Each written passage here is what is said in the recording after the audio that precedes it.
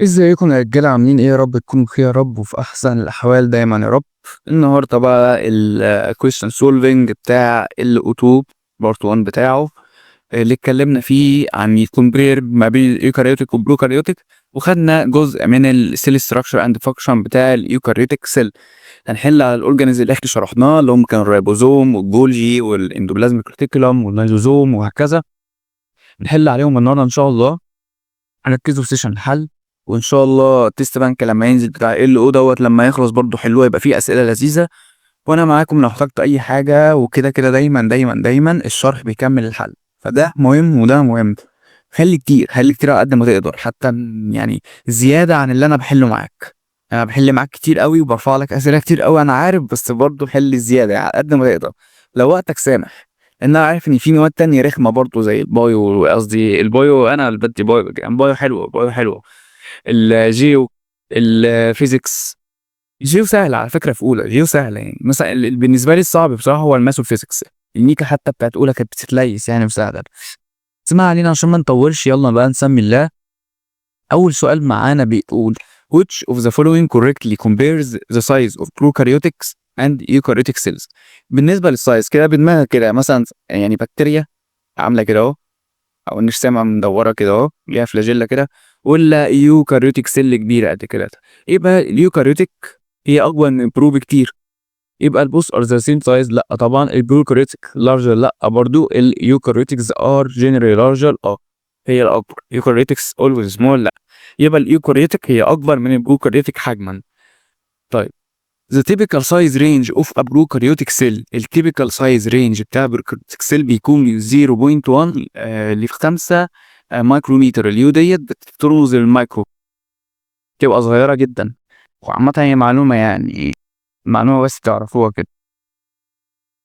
طيب، تالت سؤال بيقول which statement best describes the DNA in prokaryotic cell. ال DNA في البروكاريوتيك سيل بيبقى يعني ديت بروكاريوتيك سيل اهي، دي البكتيريا اهي، ودي الفلاجيلا بتاعتها. قلنا ان هو بيكون موجود في حته كده اسمها نيوكليويد ريجون، دي كده بتسميها ايه؟ نيوكليويد ريجون، اللي بيكون فيها الدي ان ايه. الدي ان ده دوت بيكون سيركولار وبيبقى فري في السيتوبلازم، بيبقى سيركولار اند فري ان سيتوبلازم. اللينير اند فاوند انسايد النيوكليس دوت بيكون في الايوكاريوتيك، ومش شرط دايما يكون لينير. عامه اللينير ديت كانت بتبقى في حاله ان هو بس اكتف، بيحصل له ترانسكريبشن عشان يطلع لي ماسنجر ار ان ايه. يعني دي معلومه برضو، ما يعني في حاجات كده زياده. حرفيا يا جدعان المعلومات الزياده دي انا بقول اللي انا متعلمها في، يعني حرفيا انا اتعلمت حاجات كتير قوي في الاسبوعين دول وانا في الكليه. منها ان اللينير دي ان ايه ديت بيكون بس في حاله انه بيكون اكتف او شغال انه يطلع لي مثل الار ان ايه. انما في الطبيعي بيبقى خامل، لما بيبقى خامل بيبقى ملفوف حوالين نفسه كده. دي ستيل اهي، ودي النيوكليوس اهي، جواها الدي ان ايه بيبقى لف حوالين نفسه كده في هيئه الكروماتين زي ما قلنا. بيبقى دنس كده ولونه دارك كده غامق، فدوت بيكون ان اكتف مش شغال او ما بيعملش حاجه حاليا. انما لما بيكون كده مفرود كده ولونه لايت، بيكون ده اكتف دي ان ايه ولينير. معلومه ليكوا يعني.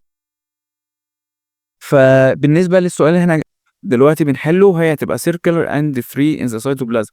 هل found in mitochondria only؟ لا، هو بيبقى فيه دي ان ايه للميتوكوندريا، كده كده برضو هناخدها السيشن الجاي. بيبقى فيه دي ان ايه للميتوكوندريا، بس بيبقى فيه دي ان ايه في النيوكليوس، وده الاساسي بتاع السيل اصلا.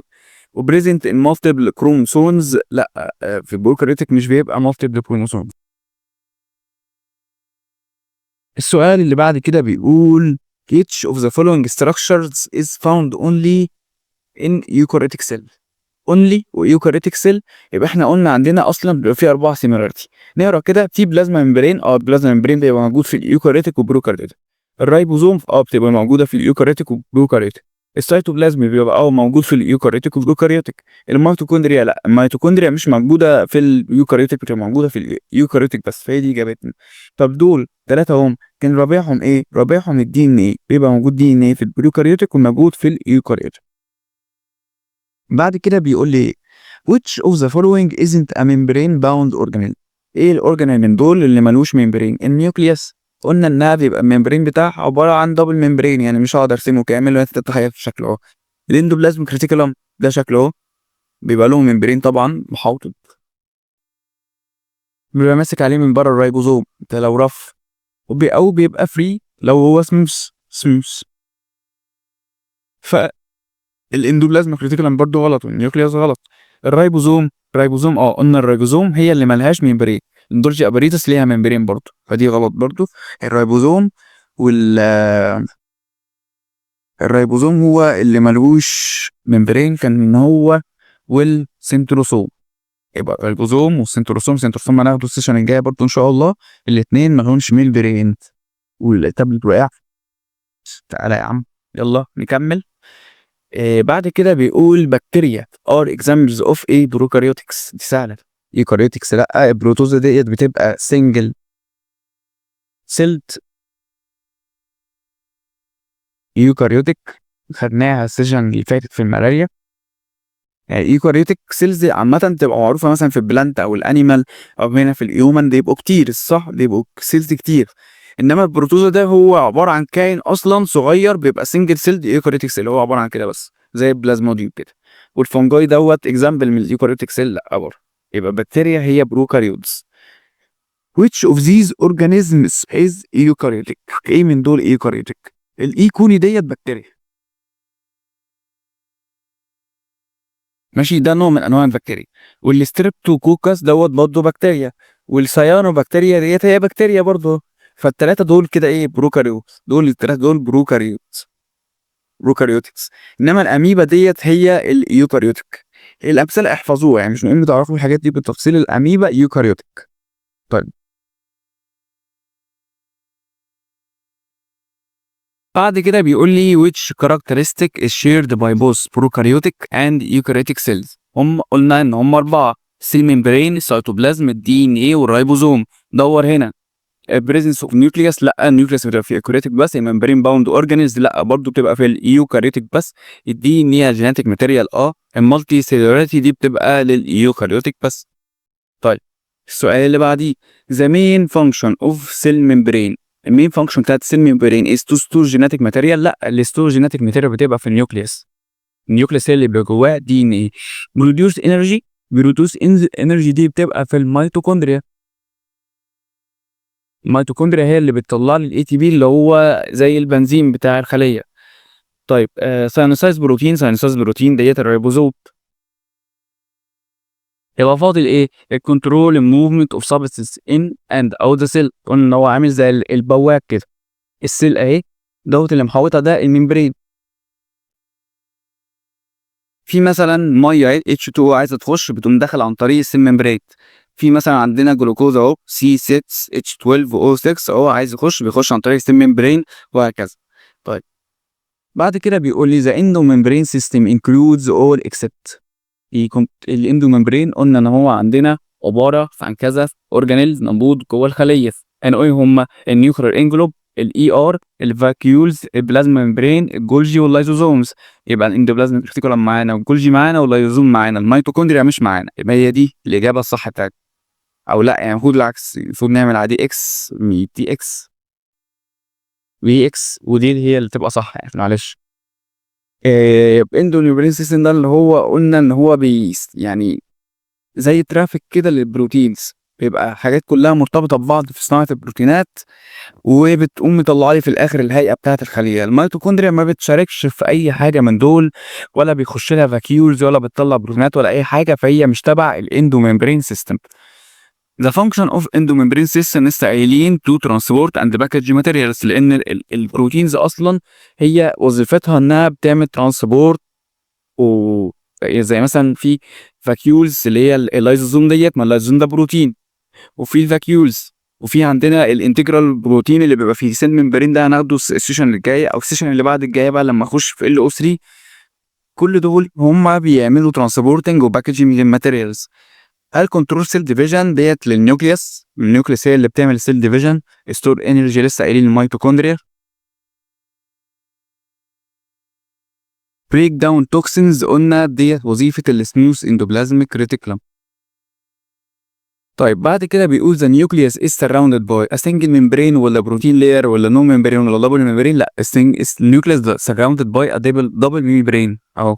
دايما تفتكروا كده البتاع اللي عامله زي الموزه كده يعني.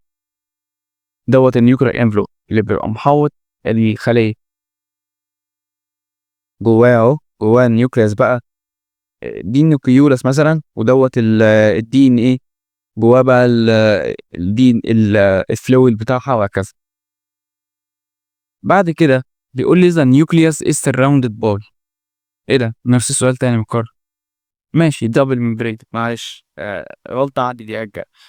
السؤال اللي بعده بيقول لي رايبوزومز ار responsible for رايبوزوم يعني بروتين ساينس. رايبوزوم اللي هو البروتين اللي حصل. ما علينا.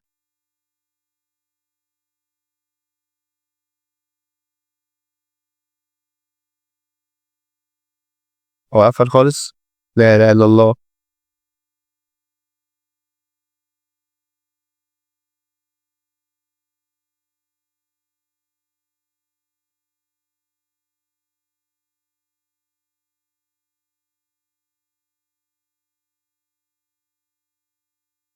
طب هحل الحوار ده وارجع لكم يا رجاله. معلش يا اخواتي نكمل. احنا قلنا الريبوزوم دوت هو عباره عن ايه؟ عن البروتين فاكتوري. الريبوزوم ده بيبقى عباره عن بروتين فاكتوري. يبقى تشوف رايبوزوم يبقى بروتين ساينسز. مش محتاجين نكمل. ليبيد ساينسز ديت كانت في السموث اندوبلازميك ريتيكولم. انرجي برودكشن قلنا ميتوكوندريا، والسيل ديفيجن قلنا النيوكليوس.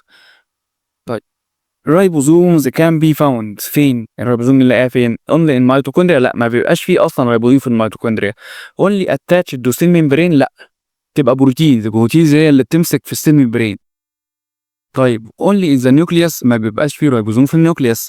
free in the cytoplasm or attached to rough endoplasmic reticulum. ايوه قلنا الفري دول بيعملوا بروتينز within the cell. وقلنا الرف اندوبلازميك ريتيكولم بيطلع لي بروتيز لثلاث استخدامات. كانوا ايه هما؟ سكريشن،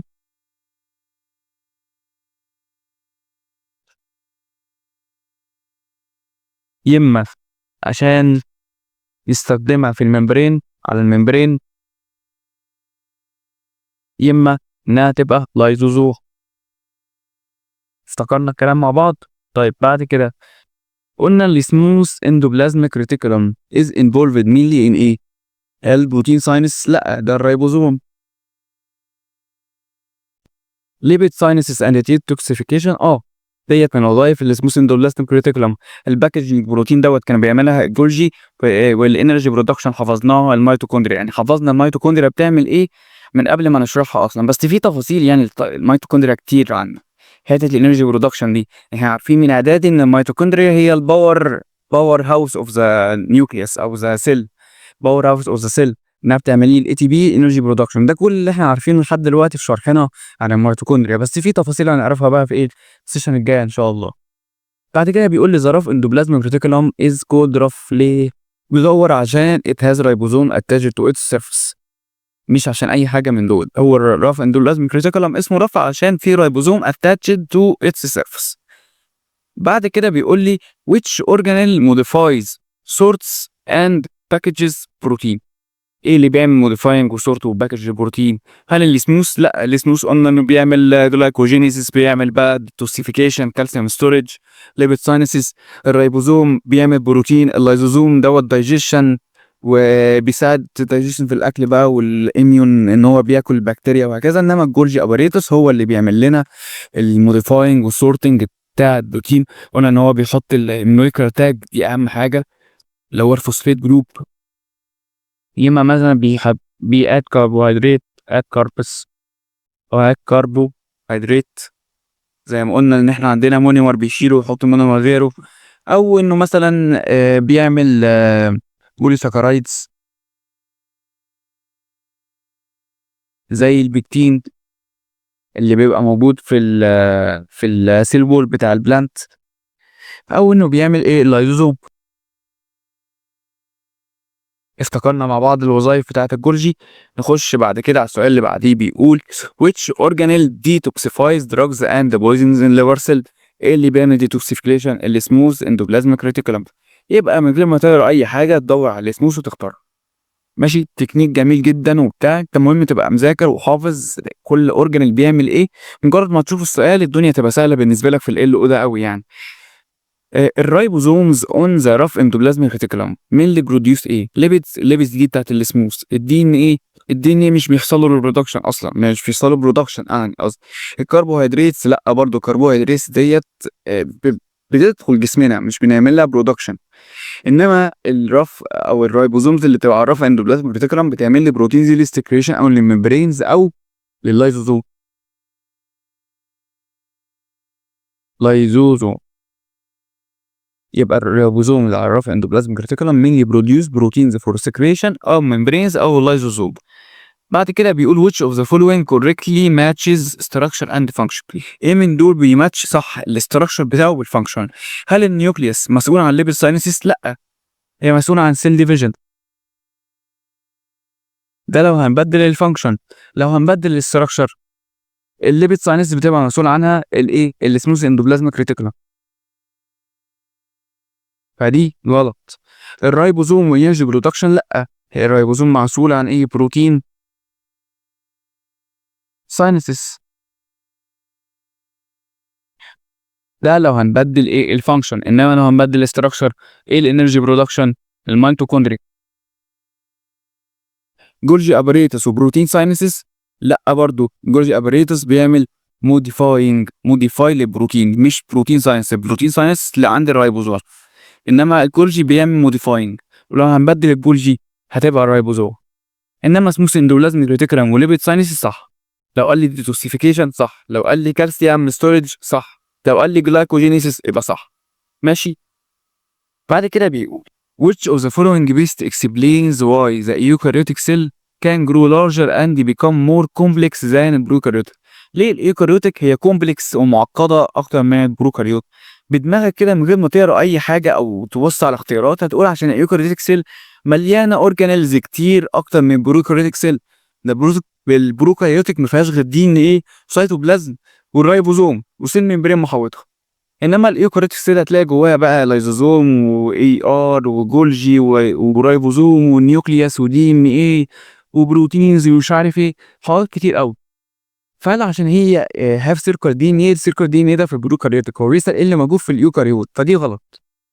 زي كونتين ممبرين باوند اورجانيلز البروكاريوتيك ما فيهاش غير الرايبوزوم اللي هو اصلا نون ممبرينوس، فهي كونتين ممبرين باوند اورجانيلز ذات كومبارتمنتالايز فانكشنز، اللي هي بتعمل كومبارتمنتالايز اللي هي الكلمه الغريبه العجيبه الكبيره ديت، باختصار كده يعني انها بتعمل فانكشنز كتير. فهي دي الاجابه الصح. They use binary fission instead of mitosis. لا، الباينري فيشن دي للبروكاريوتيك مش الايوكاريوتيك. واللاك انترنال ممبرينز لا، هي عندها انترنال ممبرينز كتير كمان زي الاي ار واللايزوزوم بقى والكلام اللي احنا قلناه بقى والجولجي وميتوكوندريا والكلام ده كله. يبقى دي غلط ودي غلط، هي بي صح. بعد كده بيقول لي a scientist observes a cell that contains ribosomes, circular DNA and a plasma membrane but no nucleus or endoplasmic reticulum. What type of cell is most likely to be؟ احنا عندنا سيل اهي، هو قال لي شاف سيل فيها circular DNA وفيها بلازما ممبرين وفيها رايبوزومز بس ما فيهاش لا نيوكليوس ولا اندوبلازميك ريتيكولم. هتبقى ايه؟ هتبقى بكتيريا او بروكاريوتيك، يعني عامه بروكاريوتيك سيل، لان طالما ما فيش نيوكليوس يبقى خلاص دوت ما بقاش يوكاريوتيك. فالانيمال سيل ديت يوكاريوتيك والفنجاي ديت يوكاريوتيك والبلانت سيل يوكاريوتيك. يبقى الايكولي هي الوحيده اللي بكتيريا هنا وتنفع انها تكون الخليه اللي الساينتست دوت شافها. بعد كده بيقول which organelle directly receive proteins synthesized on the rough endoplasmic reticulum before they are transported. الجولجي هو اللي بيستلم من السيس فيس من الرف اندوبلازم، جاب الار اي ار يبعت للسيس فيس والسيس فيس يخلص يقوم باعت من الترانس فيس. صح. طيب بعد كده a cell is observed to have extensive smooth endoplasmic reticulum and few ribosomes. What is the most likely function of this cell؟ secreting digestive enzymes ولا storing genetic material ولا synthesizing lipids and detoxifying harmful سبستانس ولا ترانسبورت اوكسجين. ترانسبورت اوكسجين دي تبقى عن طريق بروتين اسمه ايه؟ اسمه الهيموجلوبين، لسه واخدينه السيشن اللي فاتت. ايه هيموجلوبين اللي هو بينقل الاكسجين في الريد بلاد سيل.